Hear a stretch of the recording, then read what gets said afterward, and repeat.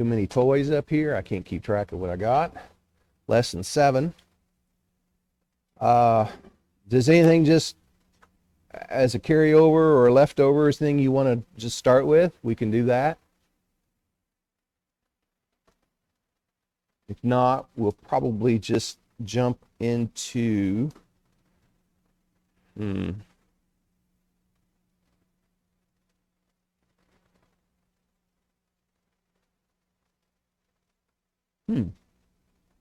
Well, I thought I knew where I wanted to start.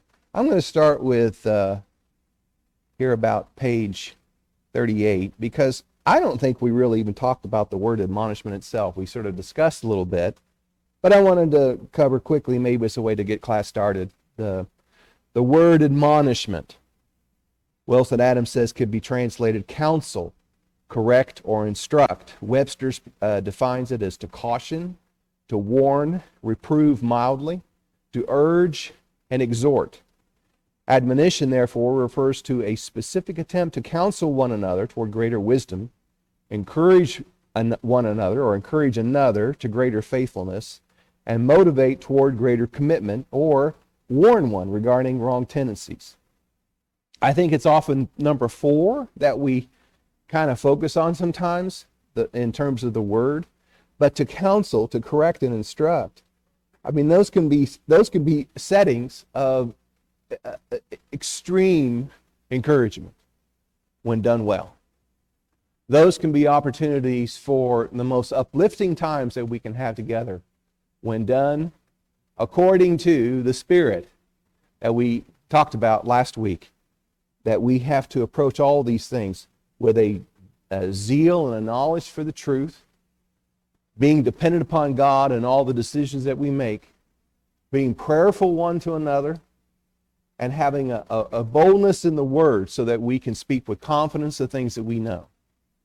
And I think if we can keep that framework, that context of these are the things that have to be in place before admonition can even take place, I think that is to be remembered and not set aside, but to be as a sort of a given, sort of as a prerequisite to anything that we talk about in terms of counseling, instruction.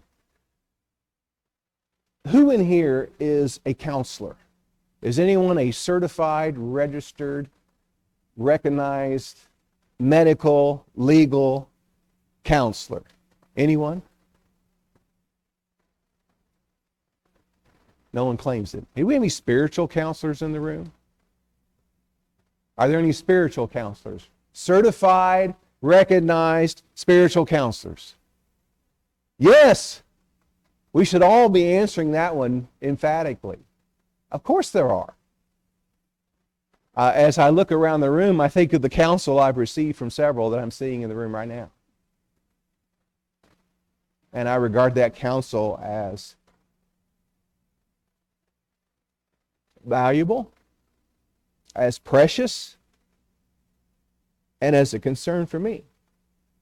And what greater gifts can you give than to counsel with peace, with truth in mind, praying for the person to receive counsel, knowing that God is in control and that we can be a humble instrument in His hands. There are no greater blessings. I love the tomatoes. Believe me, I love the tomatoes, Jim. I love the peppers, the cucumbers. But that garden that Jim has, and Sue, you got to work in that garden too, I have to assume. You don't touch that garden? I'm shocked. Well, I can't leave my hands out of Allison's projects. I'm all the time lifting the lids on every kettle she cooks, and she says, I just got used to when he walks in the door, he picks it up and he starts seasoning the way he wants. And I don't ask permission, I just, because it's my kitchen. But Jim's garden, she does help some. I knew it. But of the produce of that garden, as wonderful as that is, and as much as I enjoy that, it's the counsel that is a garden that each one of us have. We can tend it, we can grow it, we can weed it. You ever weed your garden, Jim? Maybe not as much as you think you should, but you got to.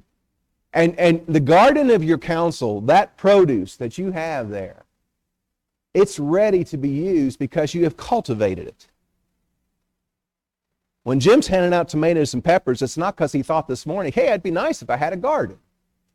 He prepared for that. He worked toward that.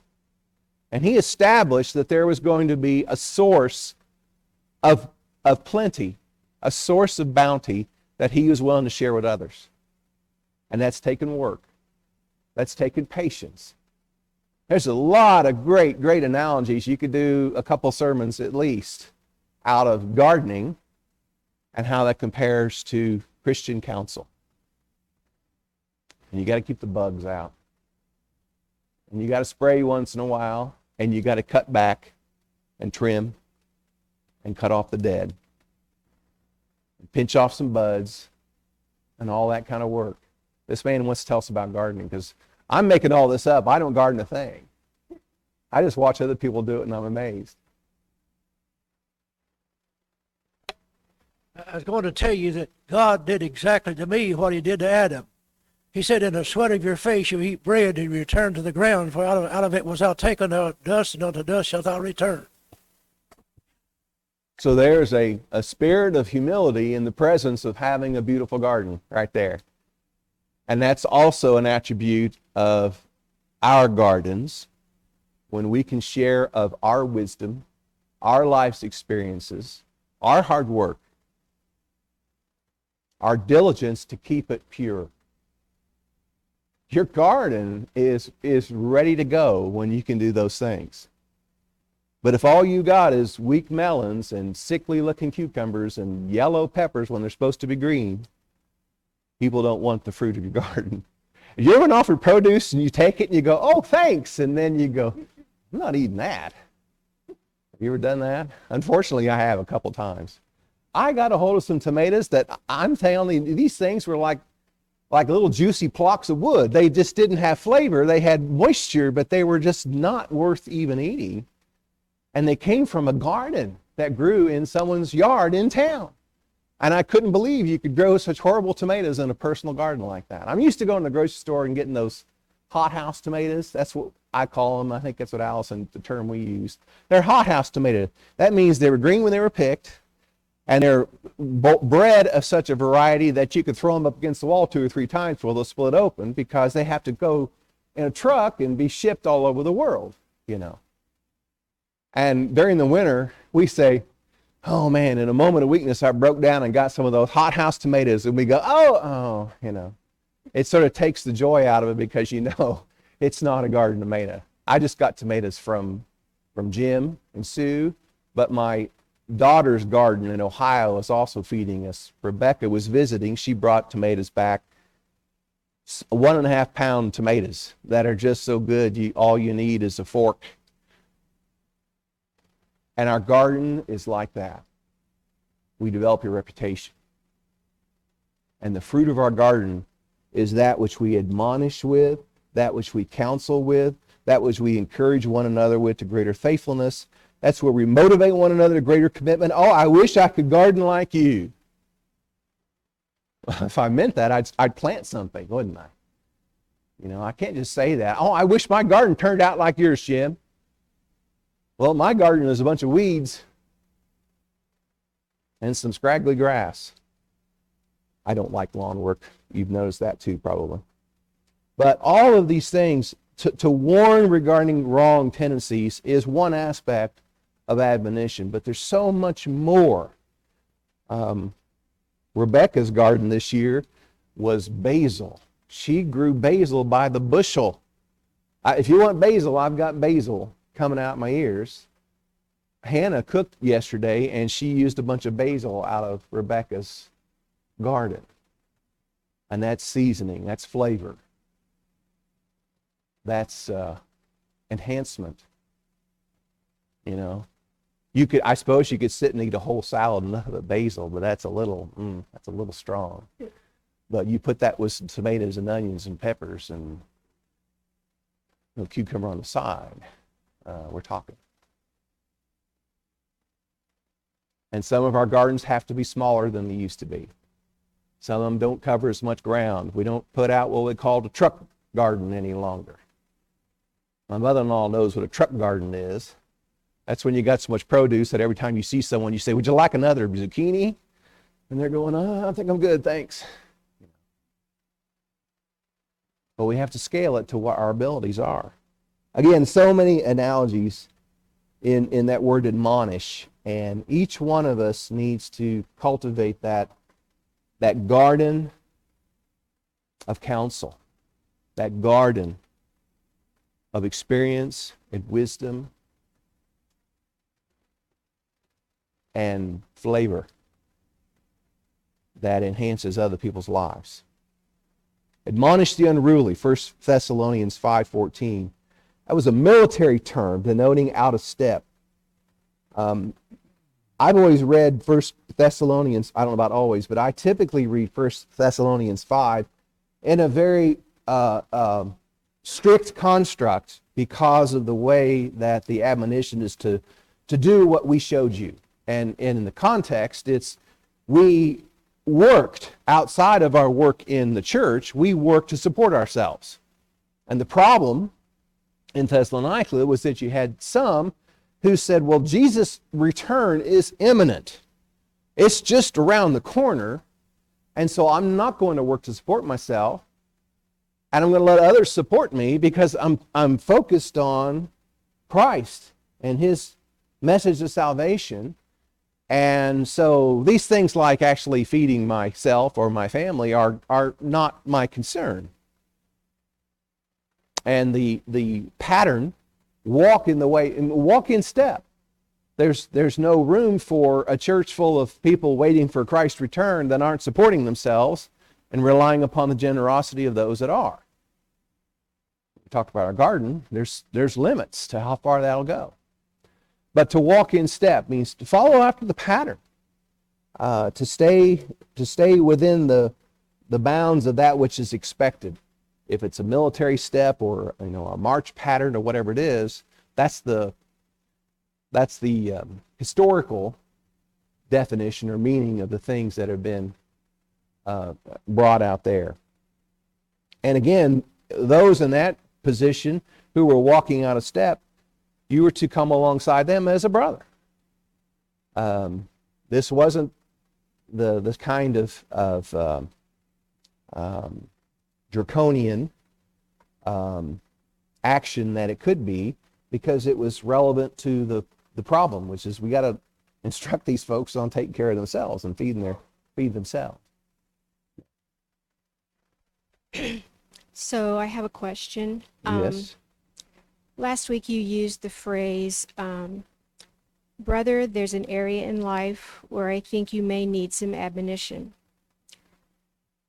So my question is that what would be a good way to handle if a person approaches you that way and it turns out to be really just a strong opinion or a liberty or a strong personal belief, and it's their opinion that you're being unruly. And the reason I'm asking is because that's I've experienced that and seen it done, where because they name it as admonition or use Bible words, that it automatically is verified, where it may or it may not be actually what the Bible is teaching. Okay. Did y'all hear the question? Who would like to answer for it? At least we'll try. Now I am gonna suggest one thing. I don't believe there's anything such a thing as a Bible word. I think we have to have communication where we're all on the same page. If there are words that are used in the Bible, they still have to have only one meaning. And now they can, have multiple definitions, multiple ways to use a single word. But we don't have words that mean one thing when they're in the Bible and something else when they're in general context. Or we shouldn't, would be my argument. Yes, sir. Yeah, I mean, I don't mean to speak out of turn, but I think she meant they try to use the Bible to support their position, and because they use the Bible, they think that they're in the right and you're in the wrong. I think that's the benefit of Matthew 15 through, or Matthew 18, 15 through 17.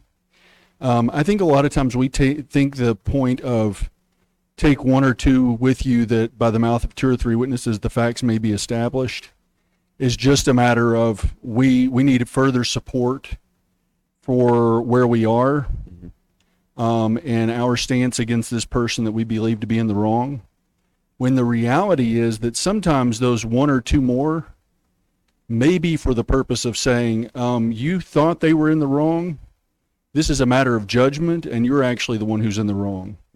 So I think that second step of Matthew 18 is not simply for the benefit of me having support for the fact that I know you're wrong.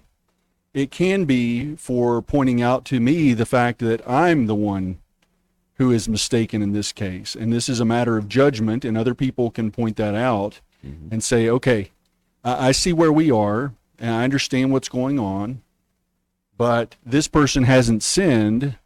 The reality is that what's going on is a matter of judgment, and you all disagree on that. And it's okay for you to disagree on the application of the principle. You agree on principle. And so those witnesses can be not only for the purpose of, okay, well, if we're going to take this before the church, we need to have more than one person's opinion about it.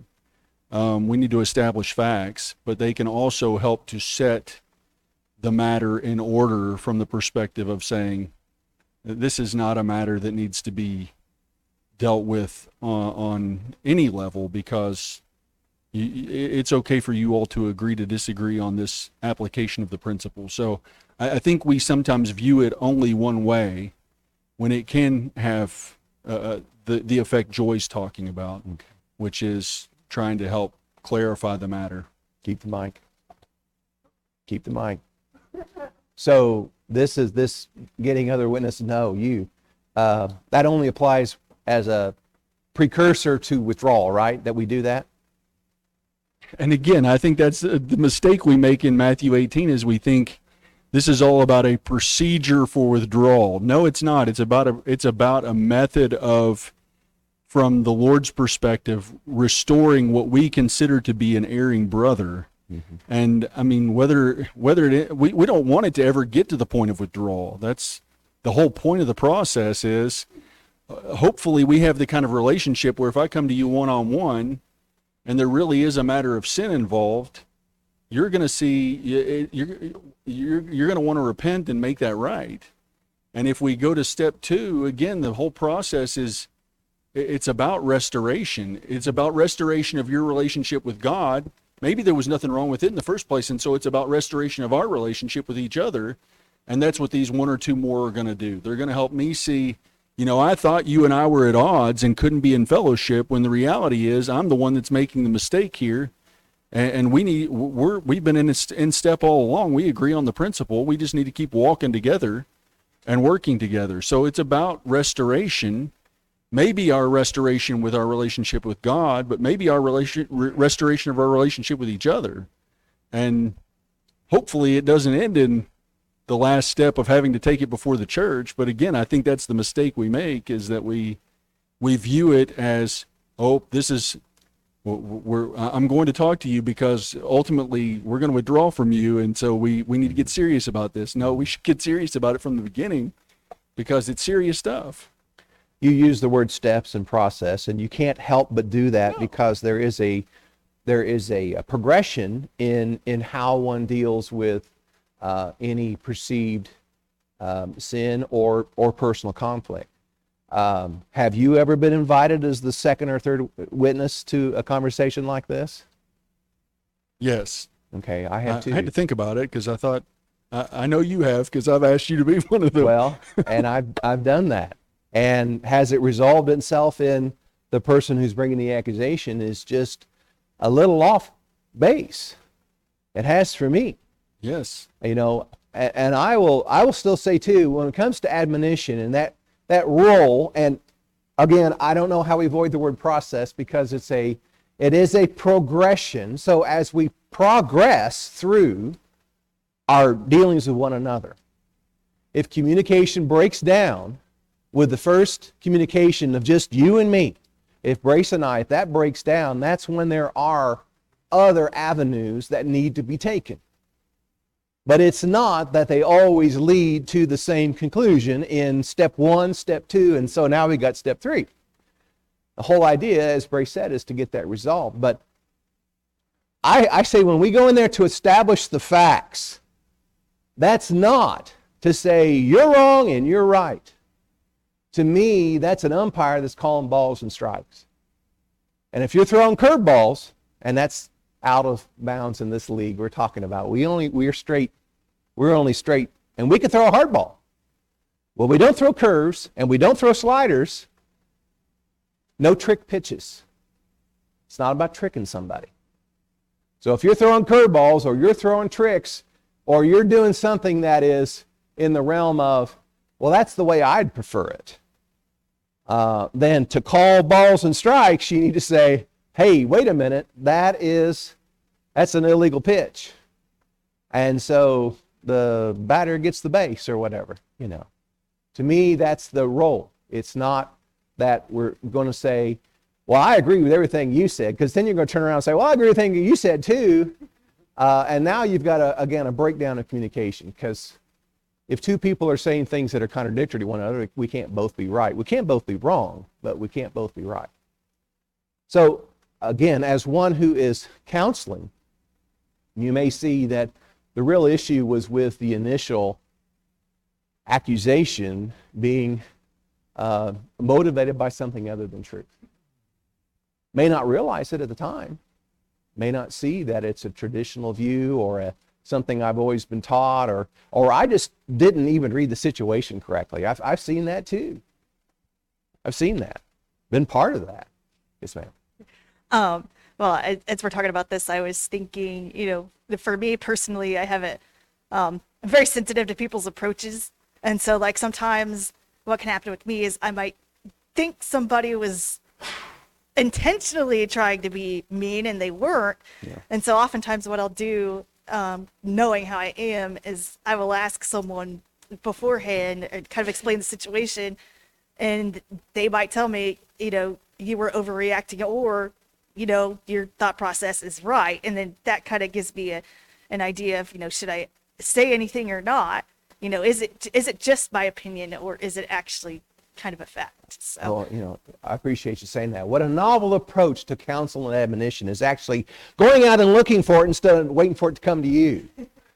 And I say novel with jesting.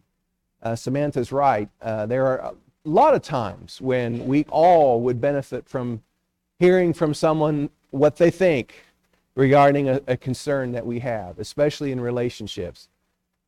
It was bad enough before, but with text and leaving someone a voicemail or whatever it is, you're only getting just a small sliver of communication every time that happens. You're leaving out a lot of things. There's the inflection of the voice, the tone, the way that if you're shaking in rage while you're texting, the other person can't see that, can they? They might think this phone is vibrating or something. But we can mask those signals of communication by using, unfortunately, the improper means by which to communicate. I love text. It's got its place, but it's not for everything. Phone calls are good. And I say they're better, but sometimes you don't have that luxury. And sometimes the text ought to be, hey, let's get together tomorrow for coffee, instead of let me unload on you and then let you stew about that for a weekend before we get a chance to see each other. That's those kind of things.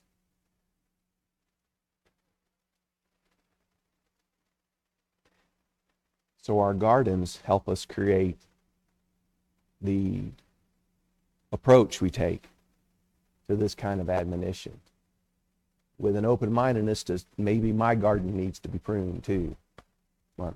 Greg, I think that is so important what you're saying, because often our body language will communicate much more than our words will, and you have to be in person to have that. So that's just an addition to what you're saying. And I think it's becoming more true that as we rely upon electronic communication, we're losing the skills of interpersonal communication that come from face-to-face contact, which includes eye contact, which includes expressing yourself verbally without so many stammers and pauses that you're hard to listen to, hard to follow. There are skills to communicating effectively, and we just need to allow all of our tools to be available to us when we're communicating something that's difficult, especially, or hard, or challenging. Yes, sir. Yeah, every one of us in the church, male and female, are commanded to do this admonishing. We're all in the Great Commission to one degree or the other. And in Colossians 3:16, we're told, speaking to yourselves, or admonishing one another, here in Colossians 3:16, teaching and admonishing one another in psalms and hymns and spiritual songs, singing with grace in your hearts. So you see, our walk and our talk, our manner of life, our singing, our worship, we're teaching and admonishing one another. Let us take heed to the message, we might be saved through obedience. Exactly. There are many avenues for admonition, and they should be, in the majority, avenues that are encouraging and are uplifting and are supportive rather than punitive. We want to be heard. We've already talked about how people's ears could be turned off with just the bad attitude. Yes, ma'am. I appreciate that you're talking about, different avenues of admonishment, because, when I've heard the word admonish, I always have thought of, until we talked about it today, a really harsh approach. And so it's always been kind of a turnoff word for me, just because whenever people have used it, they've always seemed to think that it's meant to be a harsh approach, and I'm glad to find out that's not the case. Mm-hmm. It's not at all. There are times for critical judgment. Romans 15:15, I've written you very boldly to you on some points, Paul says, so as to remind you again because of the grace that was given me from God. Now, that is in itself just a wonderful way that Paul said, I'm getting tough here. I've written boldly on some points. He didn't blast them on everything, but so as to remind you again, it's because of the grace that was given to me from God. So even when he's getting tough, he gets gentle with them. And he pulls them in because he puts himself in the same place they are. I'm only tough on you because I'm tough on me. And the reason I'm tough on me is because I want the same judgment I use for others to be used with me. As you judge, so shall you be judged. So what does Paul want? Maximum judgment, maximum grace. What does he want for himself?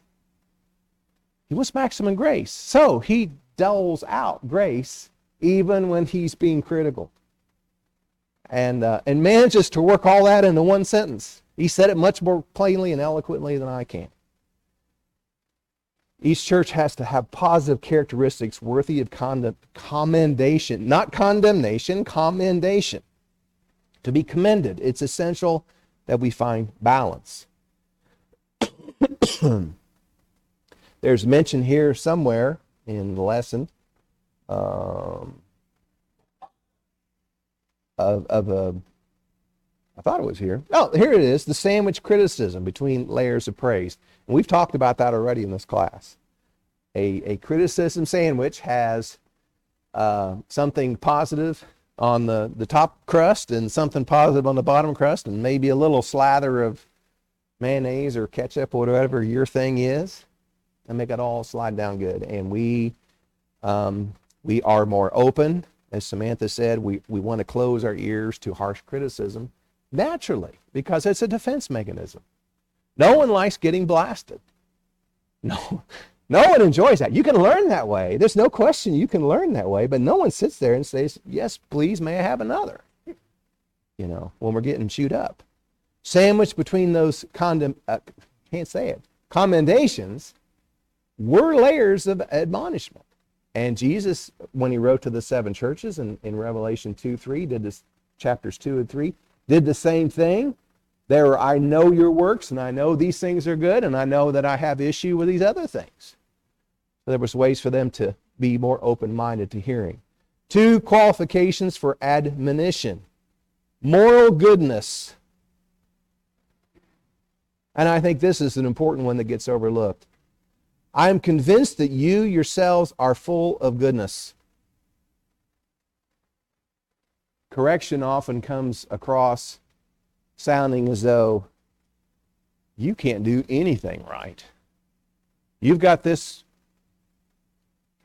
shortcoming in your life, and all you hear is, well, you're just as dumb as a box of rocks, and you'll never get this right. And how come we have to keep harping on you over the same things all the time? And on and on and on. You know, you tell a small child they're dumb enough times, what's going to happen? They're going to end up being dumb. Not because they're not capable, but because it's the expectation. It's the expectation on the part who says, you dumb kid, I don't know why we had you in this family. We should have given you up for adoption. There are children who hear things like this, and worse, in this world. It's sickening to treat a child that way. Love and softness and admonition come from recognizing that there is goodness in everybody. And it's our job to see the goodness in everyone, even those that have a problem with me. The people who don't like me, the people who give me a hard time, I need to be able to see the goodness in them too. Not just the people I like. Your admonition must be free of hypocrisy. This is another point that you could probably drill down on with a lot of material. Who were the chief hypocrites in Jesus' day? Pharisees. Sadducees, probably. Pharisees seemed to get the worst of it because why did the Pharisees get the worst of it for being hypocrites? Because Jesus loved calling them whitewashed tombs. He enjoyed that. Why did they get the worst of it? We know. They had the answers. They were learned men. They weren't studying Hinduism. They were studying the Old Covenant. They had the answers. What did Jesus say about their answers? Their answers are good. Do what they say, just don't do what they do. And they're pharisaical. What happens to Pharisees and admonition that comes from hypocrites? What do we do with that? Whew. I don't want to live like that person. They're miserable. They think they're so smart. The Pharisees were blatant in their hypocrisy. I did say last class period, can you be guilty of a sin and still admonish others for the same sin? And I'm still going to argue yes. But if you do so as a hypocrite, your influence is zero. There's no two ways to look at that. And so it takes a lot of self-examination, takes a lot of weeding of the garden. Only those who are spiritual. Let's spend a little time in Galatians chapter 6 here.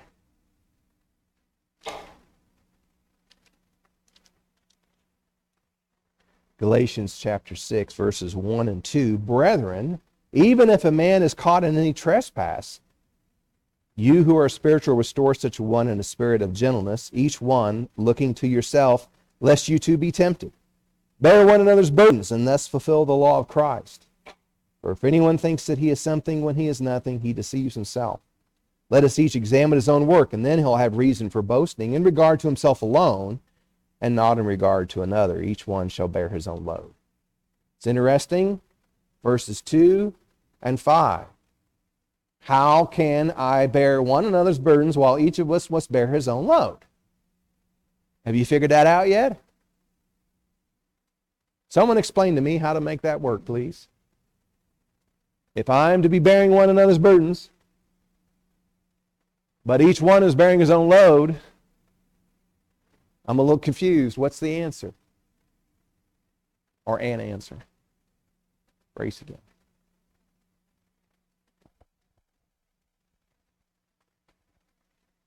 Well, even in the English, at least in the ESV, it's reflected by different words. And in the Greek, they are completely different words. And I've the root words themselves. One describes kind of what we would consider I think again that kind of leans back to military terms, but the idea of carrying your own knapsack or your own backpack is the one in verse 5. There are some loads that only we can bear. Some responsibilities we have to tend to ourselves. There are other burdens that we bear that others can come alongside us and help us bear up under them.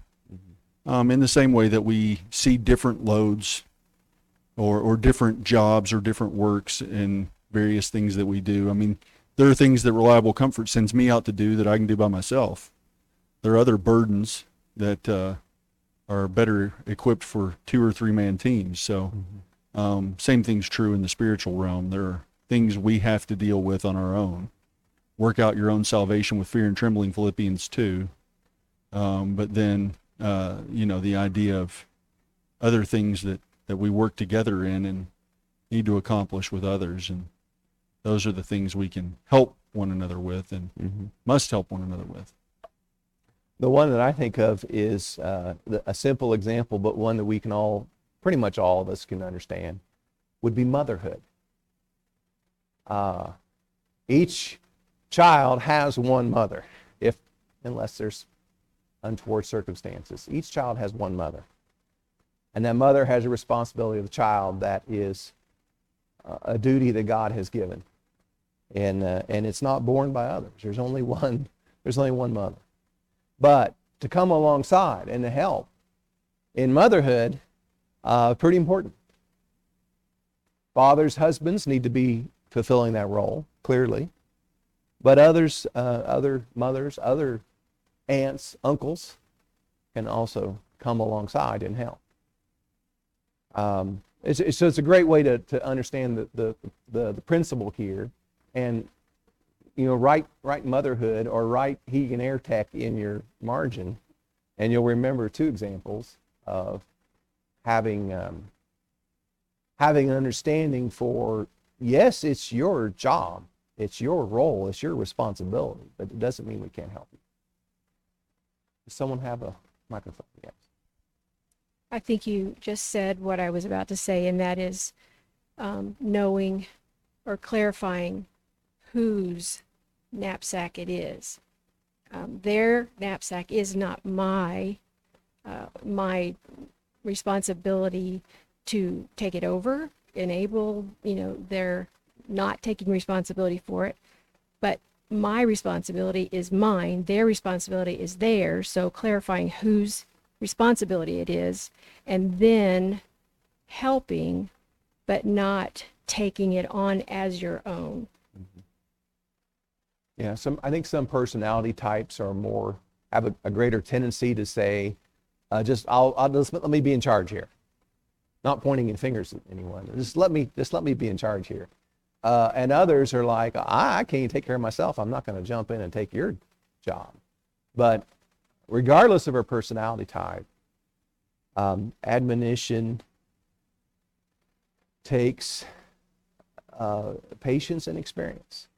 I don't think there's any way to get from here to there without making some mistakes along the way and being a little too heavy-handed or being too light of a touch when it comes to admonition and counseling and knowing how and when and what's the most effective way to reach in and be a help to somebody else.